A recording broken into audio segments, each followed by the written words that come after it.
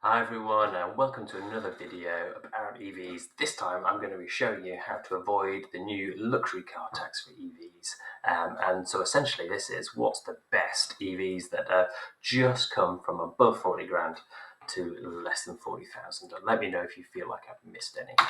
So first one is that previously EVs were exempt from what's called the expensive car supplement, but has been labelled in the papers the luxury car tax. It's been at £40,000, but when it was introduced, inflation has since gone up, and it would be if it kept with inflation about £52,000. And allegedly the UK economy is in the toilet, but actually, GDP looks like it's been growing. What do I know? This man, Gary Stevenson's got strong feelings about what's causing the UK economy slow down, and that's the rich getting richer and us all getting poorer. But nevertheless, Rich Reeves has done this. And also, this is the first year that EVs are no longer exempt from the vehicle excise duty or car tax, road tax. And so you'll now be paying £195 a year, which I don't mind, but my old petrol Swift was exempt and is still exempt because it is low emissions. So there's a disparity there that I don't think is quite fair. Let me know what you think of that. But this is important because this is an extra £3,000 it would be over the 5 years, especially with the expensive car supplement doing £2,000 of that. So bear in mind it is important to be below this £40,000 threshold, particularly if there's just a little option that's going to push you over. So this video is covering about inflation busting EVs and how you can get new EVs that were previously just above the £40,000 threshold and are now below. So welcome to the IONIQ 5 Advanced. It's got a larger battery. It previously, when it first came out, the smaller battery was a 58 kilowatt hour battery. It is now a 63. So this is the Hyundai IONIQ 5. You can't get its twin sister car, the Kia EV6, for under £40,000, but you can get the IONIQ 5 because Hyundai have been quite clever with reducing this early. And so you can get the advanced spec for $399.10. And the important thing about this is it's not what you pay for it. So if you get a discount of a £41,000 car down to 38, you think quid's in, you still got to pay that tax because you pay the tax based on the list price. It's still got good equipment on this car. It's got a heat pump as standard, heated front seats and steering wheel, dual climate control. It's got lane keep assist, parking sensors and camera, forward collision assist, smart cruise control, and highway drive assist. So I think that's, again, lane keep assist or something.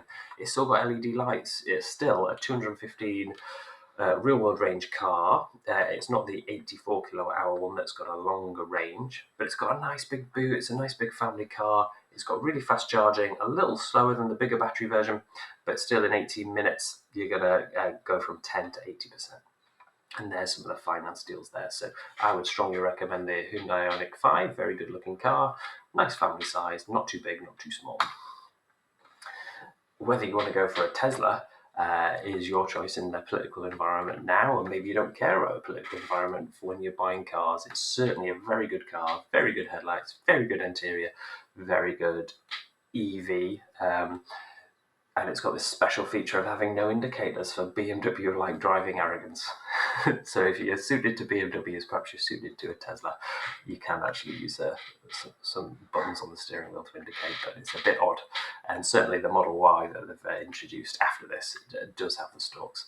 And it's just below the £40,000 mark, so you can get one of the best EVs on the market for less than this £40,000 mark, for everyone going sacre bleu about EV prices and this luxury car tax. The most well-known, one of the best-selling EVs is below this threshold.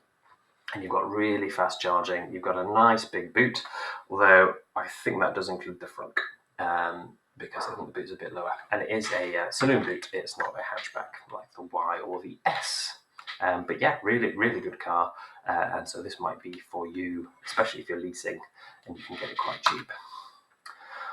My car, or the new car, is the Hyundai Kona. You don't have to get the smaller battery, the 48 kilowatt hour version. Used to be 39. They've bloated the battery, which is good. But the new, you can also get the N-Line which used to be 41 grand or 40 and a bit, has now moved to 37, and the N-Line S has just come below this 40 grand mark as well. I'll have to check about the Ultimate. I think that was still over 40 grand. But now a lot of the trim details have moved to a supplement, a 2 grand extra. And if you pay for that 2 grand extra, you're going to be paying that extra 2 grand tax because it's the list price. If the list price goes over 40 grand, including options, then you have to pay the tax. But it's a really good EV, 65 kilowatt hour battery, 240 mile real world range. 105 kilowatt peak charging is a little on the moderate side, but still you're going from 10 to 80% in 34 minutes. And if you've just driven 240 miles, you won't mind a 35-minute stop, trust me. And a reasonable sized boot. It's bloated a little bit and got a bit bigger, not quite as big as a Tucson there, but it certainly has got some Tucson styling. The Kona's changed a little from my version. Another great car for under 40 grand is the Volvo EX30. There is a cheaper version of this as well, which is the smaller battery range. I would say this is a little smaller than my Kona, the original one, which again has increased a little bit to the new Kona. And you can get a really great extended range, which has a 225 real world range, so rivaling the Kona. A little bit less leg room and boot room, but with a faster charging speed, which is great. So you can charge up in 25 minutes with a slightly smaller boot at only 308 litres. It looks great in this yellow. Just wait a second. Well, I'm going to carry on. So what stimulated me today was just seeing this article saying that Vauxhall have reduced all their EVs from just above 40 grand to just below. But if you were paying 40 grand for a Vauxhall when you could get a Tesla or any other car, I question your sanity. Other great ones that I realised I should be thinking of are the Renault Scenic. So there's 2 battery versions of this. There's an 87 kilowatt hour, which you can't get for under 40, but you can get a 60 kilowatt hour version, which gives you a 210 mile range. There is 150 kilowatt charging that you're missing out on. You're only going to get 130. You're only going to get 170 horsepower instead of 220. You won't get heated seats and steering wheel and blind spot warning or lane keep assist, but you are going to get it without that tax. So that's quite good. The Megane, now I seem to remember in my head that this was originally 37,995 to 41,995 if you wanted fancy gold bits on the outside for no reason and some nicer trim inside. But now it's officially all below the 40 grand. I think that did happen before, but there's been probably a further reduction. You've got a 60 kilowatt hour battery, 65 net, 60 usable, for a 235 mile real world range according to EV database. You're charging at 130 kilowatts peak with an average of 108, and you can go up from 10 to 80% in just 30 minutes. You get a 440 litre boot, which is okay. It's not the hugest, but it'll do for most families. You can get a pram in there, but there's a little less legroom than my Kona and from the new Kona. A little smaller car, a little lower roofline as well. But yeah, lovely, nice family hatchback.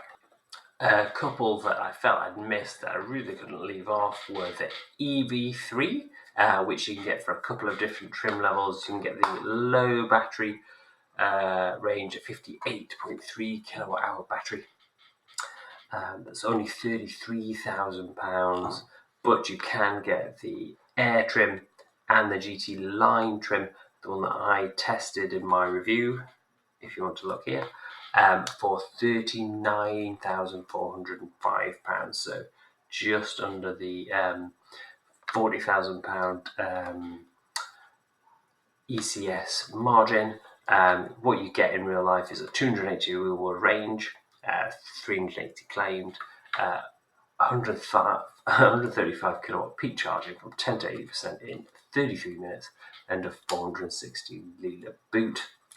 I think this is styled really well. I think it was a great size family car, but if you wanted the heat pump as an option, or if you wanted a panoramic roof, I think it was actually just a sunroof, then you're looking at 43 or 44,000 pounds. So bumping into the tax range, sadly, but still a great car if you get the lower trims. The other one that I thought we were missing out that I really couldn't was the Skoda Elroq, the ENIAC's little brother. It has the same battery and the same motor though, so it's a 77 kilowatt hour battery that you're familiar with all VW's different offshoots offerings. It gives you a 280 wheel road range, about the same as the EV3, claiming to be a bit more efficient. It goes from 10 to 80% in 28 minutes of charging, a little bit faster with a 175 peak charging, 120 average over that 10 to 80%. And it's got a little larger boot, 470 litres, so that's one to keep in mind. Okay, what would be your best EV for under £40,000? I'm doing this to promote people to go electric. I wanted to show you how you can avoid this luxury car tax despite going electric. The one I've not covered, which perhaps I should, was the Skoda Elroq, which starts at £37,000. So that would be a good one to think about. That's smaller than the ENIAC, but apparently a little bit bigger than the Kona. I've not gone to see it yet, but yeah, that would be a good one. And yeah, of course you can get a Vauxhall, but you should be looking for like 5 or 10 grand off these new anyway, because they're inflating their prices somewhat. So let me know what would be your inclusion in this number, or would you be looking at the ones that are far cheaper, like the BYDs of this world, the MGs of this world, who are coming actually for really great cars under 30 grand. So there's loads of great options with still great range. Closing message is just about if you ever want to swap your energy company, Octopus Energy are cheaper than most, or at least competitive. And if you want 50 grand off, you can use this link to get yourself 50 grand off, 50 grand, 50 pounds off, and 50 pounds for me. Octopus Electroverse is a great EV mapping app and journey planner. It's got loads of free features that are cheaper than ZapMap, which you've got to pay for to get a lot of them. And so if you want £5 charging credit, you use this link here. Instavolt tend to be quite expensive, but they are very reliable. So if you have to use them, you can use this link to get the app. And if you've not got the app and you're setting up a new account and you use 10 kilowatt hours of charging with them, you get a fiver off, but I get a fiver too. Smashing.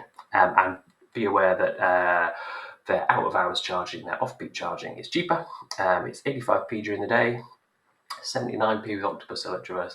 But if you're doing charging after 8 p.m. and before 7 a.m., you get it at 54p, so almost half price. So it's quite competitive at 54p. It's not a bad price at all. Lastly, I have bought several of our phones to replace broken ones. Through back market, second-hand electronics goods. They would take phones with broken screens, replace the screen, and then resell it because everything's still usable. And you can option in for new batteries in them and things like that. So if you use this code at the checkout, you'll get a tenner off, and I get a tenner too. So that's me. I'm just here promoting EVs and getting people out of horrible polluting petrol cars that poison our kids' lungs. And do our bit for climate change, because I'm that way inclined. So thank you very much for your time and attention. Like, comment, subscribe, and let me know what I missed out and what I'm getting wrong. See you in the next one. Bye.